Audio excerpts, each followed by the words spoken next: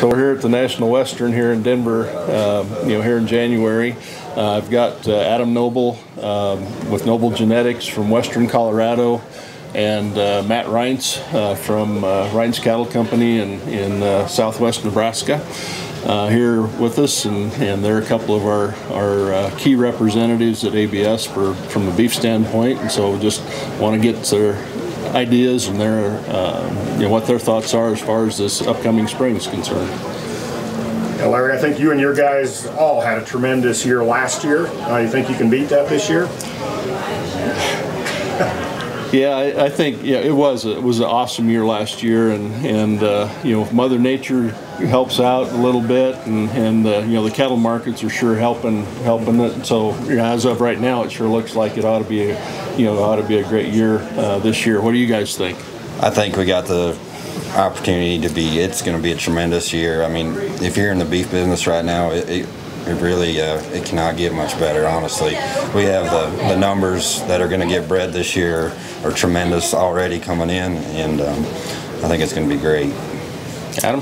I'd mimic that too. I think our producers in my part of the country are pretty excited. Moisture certainly has helped, and I've entertained phone calls now for a couple weeks earlier than I did last year, so I think it's trending to be a pretty big year for us. Okay, good. Adam, I think at the beginning of every year you kind of sit down and make your New Year's resolution and your goals at the same time. How does that process work, and what are you thinking for this year?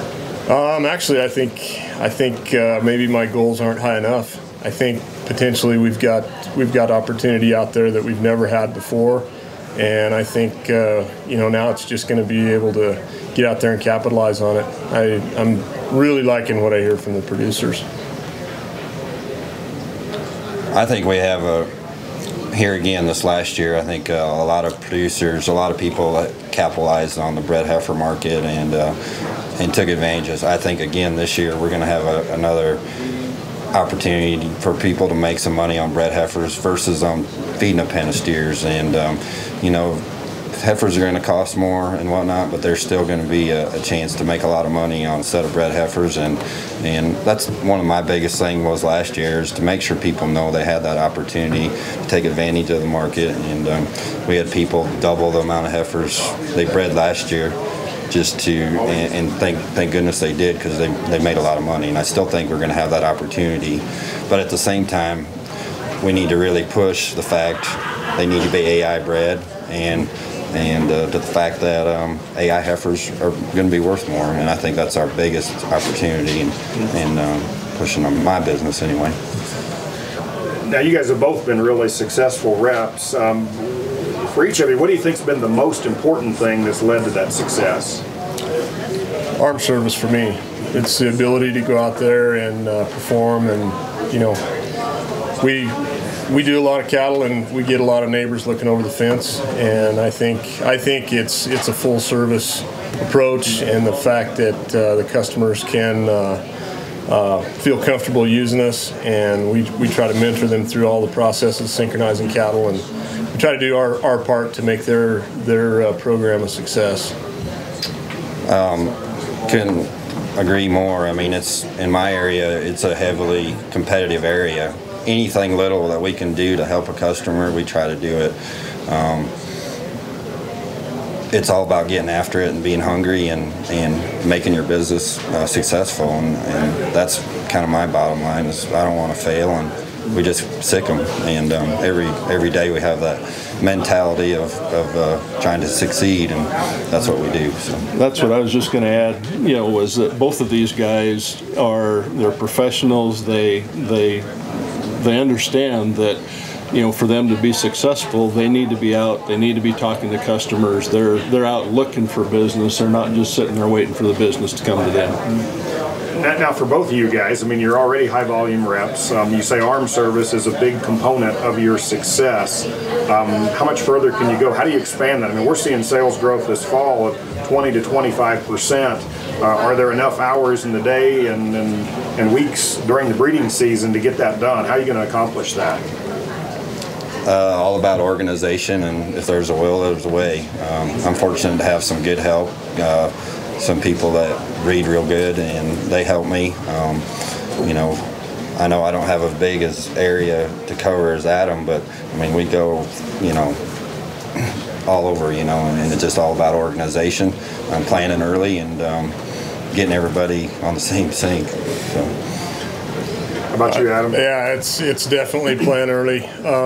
When I leave here, I'll start building my calendar for the spring, and likely in 2 weeks I can basically tell you almost everywhere I'll be in May.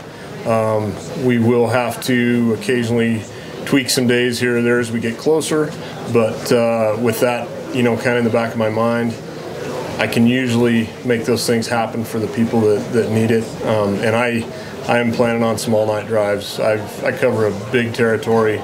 Luckily, there's about 4 different areas that breed at different times, so I can typically focus in one area for a certain amount of time and then move on to the next. But it's timing for us. I mean, I have to have that pickup running a lot. So. And again, in both cases, it's a matter of making sure the customer's on the right page and making sure that their plans, you know, that they have the instructions of what they need to do to make sure everything continues to be organized. And so any tools that you use. That's exactly, I don't mean to jump ahead of you, Matt, but that's exactly what I do. I will, before Cedars or before MGA has to start, they get a call a few days before. I use the Iowa Beef Sync Planner extensively. Before Lutealize injection, I call them the night before. I mean, that's part of our job, is to make sure that our customers know what are expected of them, because if we care about our job, we're caring about what they're doing. So I feel that's very important. It's a constant process. It's something that I don't think you can talk to your customers enough and double check everybody so everybody's on the same page. And I mean, it's timing is critical. So great. You guys got any other advice for some of your fellow reps that want to be prepared for this year and increase sales?